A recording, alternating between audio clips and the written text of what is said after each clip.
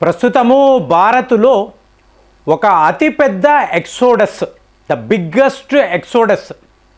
ఏంటండి ఎక్సోడస్ అంటే? యుద్ధములో ఓడిపోయిన వాళ్ళు ఆ దేశాన్ని విడిచిపెట్టి వెళ్ళిపోవాలి. ఇప్పుడు రామాయణ యుద్ధములో ఎవరైతే ఓడిపోయారో వాళ్ళు ఈజిప్ట్కి అటువైపు ప్రస్తుతం నివసిస్తున్నారండి. మాలి అనండి, మార్తానియా ఇలాంటి దేశాలు.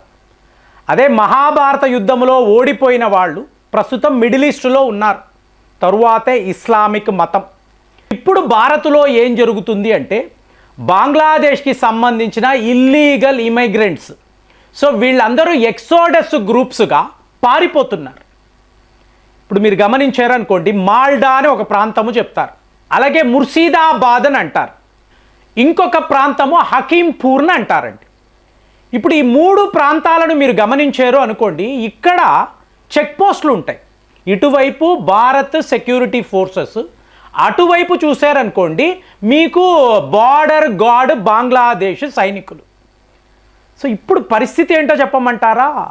వేల సంఖ్యలో బంగ్లాదేశ్కి సంబంధించిన ఈ వలసదారులు వీళ్ళు వెళ్ళిపోతున్నారు. ఇప్పుడు మన శాస్త్రాల్లో మాట్లాడతారు, సామ దాన భేద దండోపాయము. సో సరిగ్గా ఈ నియమాలు ఎలా పనిచేస్తున్నాయో చూడండి. నాకు ఎంత విచిత్రంగా ఉందంటే, ఇప్పుడు ఈ భేద అంటాం చూసారా, సామధాన భేద, ఈ భేదము గురించి ఆలోచించండి ఫ్రెండ్స్. ఫస్ట్ మనము అనౌన్స్మెంట్ ఇచ్చాం, ఇట్లాగా ప్రభుత్వము మారిపోయింది, ఇల్లీగల్గా మీలో లక్షల మంది ఉన్నారు, మీరు తిరిగి బంగ్లాదేశ్ వెళ్ళిపోవాలి. ఏంటిది? ఫస్ట్ మీరు డిటెక్ట్ చేస్తారు, తరువాత వాళ్ళను డిలీట్ చేస్తారు, తరువాత డిపోర్ట్ చేస్తారు. అవునా? సో ఇది మొదలు పెడుతున్నాము అని చెప్పాం. అంటే సిటిజన్షిప్ అమెండ్మెంట్ యాక్ట్ ప్రస్తుతము ఇది జారీ చేశారు. సో దీనికి భయపడిన వాళ్ళు చాలామంది వెళ్ళిపోవడం మనం చూసాం. ఇక నెక్స్ట్ లెవెల్లో బంగ్లాదేశ్, చైనా వెళ్ళి కంప్లైంట్ ఇవ్వడము, అలాగే లోకల్గా ఉండే తీవ్రవాదులు మీ అంతు చూస్తాము, ఒకవేళ మా ముస్లింలను మీరేమైనా చేస్తే మేము బంగ్లాదేశ్లో ఉండే హిందువుల పట్ల చాలా చాలా దారుణంగా ప్రవర్తిస్తాము, ఇప్పటివరకు ఇలాగే చేశారు కదా, కొత్తగా చేసేది ఏముంది? సో ఈ లెవెల్లో మీకు బెదిరింపులు, మనము కూడా ఎక్కడ తగ్గడం లేదండి. ఇప్పుడు మన హోంమంత్రి అమిత్ షా గారు 4 రాష్ట్రాల పర్యటన, ఇందులో డైరెక్ట్గా ఈయన సిలిగురి కూడా వెళుతున్నారండి. అక్కడ అవసరమైతే మన ట్యాంకులు అలాగే మన యుద్ధ విమానాలను కూడా రెడీ చేస్తున్నారు. అంటే వాడు భయపడాలి కదా. శాంతియుతంగా చెప్తున్నాం. దానము అంటే ఏంటండి? ఇక్కడ శాంతియుతమైన పరిష్కారం వెతుకుతున్నాం. పిచ్చుకపై బ్రహ్మాస్త్రము వద్దు.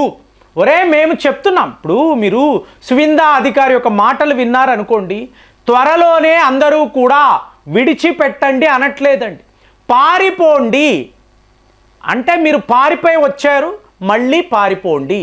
తరువాత ప్రభుత్వం ఏమైనా చర్యలు తీసుకుంటే మాకు సరదానా? మిమ్మల్ని ఎక్కడో డిటెన్షన్ క్యాంపుల్లో పెట్టి మీకు ఫుడ్ ఇచ్చి షెల్టర్ ఇచ్చి మాకేంటి? అంతంత డబ్బు మేము ఎందుకు మీ మీద ఖర్చు పెట్టాలి? కాబట్టి ముందు పారిపోండి, మీరు ఇక్కడ ఉండకండి అంటే ఈ 3 చెక్ పోస్టులు చెప్తున్నాను కదా, మాల్డా అనండి, అలాగే ముర్షిదాబాద్, హకీంపూర్, ఈ 3 ప్రాంతాలలో ఇవాళ కుప్పలు తెప్పలుగా బంగ్లాదేశ్ ఎక్సోడస్ గ్రూప్స్ అండి, మూటాముళ్ళు సర్దుకొని పిల్లల్ని వేసుకొని. మనకు ఒకవైపు చూసామనుకోండి అయ్యో అనిపిస్తుంది, కానీ చూడండి, మూడవది భేదము అంటున్నాను చూసారా, ఈ భేదములోనే గమ్మత్తుందండి.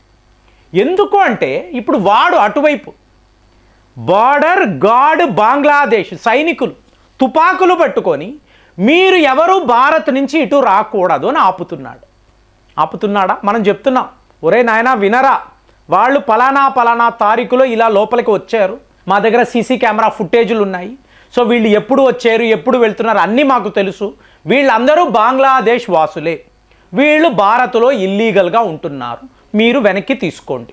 సామధానం అయిపోయింది. ఇప్పుడు భేదం.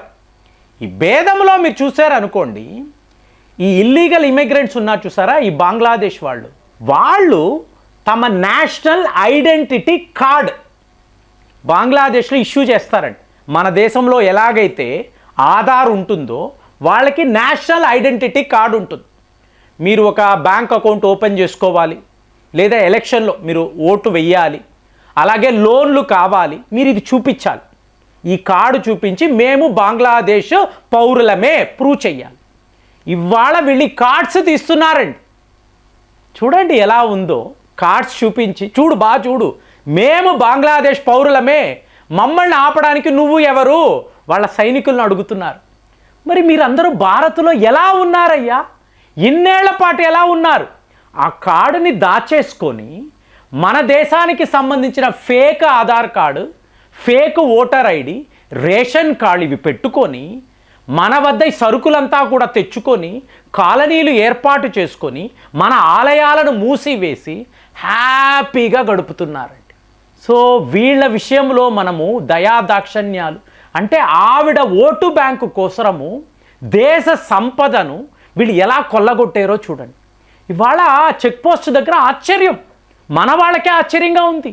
అరే మీ దగ్గర ఈ కార్డు ఉందా, మీరందరూ బంగ్లాదేశ్లోకి వెళ్ళడానికి కార్డును ఉపయోగిస్తున్నారా?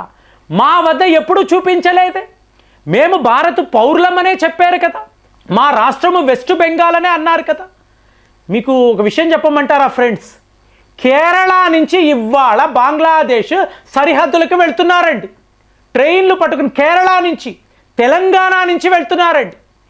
ఏంటి, మన ఎన్ఐఏ వాళ్ళు టోటల్ ఇండియానంతా కూడా శుద్ధి చేస్తున్నారండి.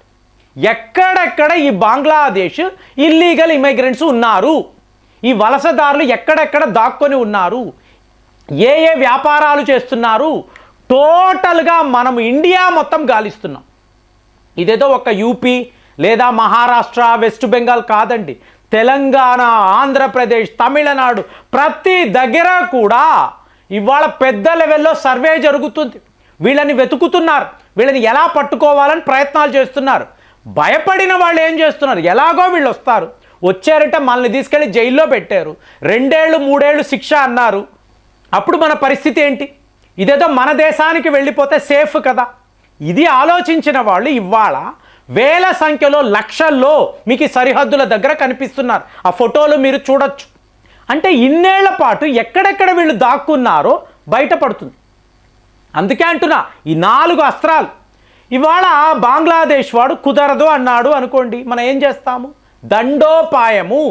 ఇందుకే అమిత్ షా గారు పనిగట్టుకొని సిలిగురి వెళ్తున్నారు. సో దండోపాయం ఏమిటి? టోటల్ ఇండియన్ ఆర్మీని, సిఆర్పిఎఫ్ అనండి, బార్డర్ సెక్యూరిటీ ఫోర్సెస్ అనండి, మన ట్యాంకులు అనండి, యుద్ధ విమానాలు అనండి, వీటిని అంతా కూడా బంగ్లాదేశ్కి రెడీ చేస్తున్నామండి. ఇది 4వ స్టేజ్.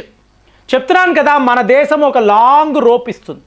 ఇప్పుడు వాడితో మనం యుద్ధము చేయాల్సిన పరిస్థితి ఏమీ లేదు కదండి. చిన్న దేశం, సైన్యము ఉండదు, ఎటువంటి అస్త్రాలు ఏమీ ఉండవు కదా. వాళ్ళు మన దగ్గరే కొనాలని అనుకున్నారు. ఇంతలో చైనా వాడు దూరాడు. సో వాడేదో క్రెడిట్ లైన్ అన్నాడు, ఏదో ఒక రకంగా ఆ దేశాన్ని తన గ్రిప్లో పెట్టుకోవాలి అనుకున్నాడు. సో చేశాడా చేయలేదా తరువాత విషయం. మొత్తానికి ఇక్కడ 1,50,00,000 మంది ఉన్నారు.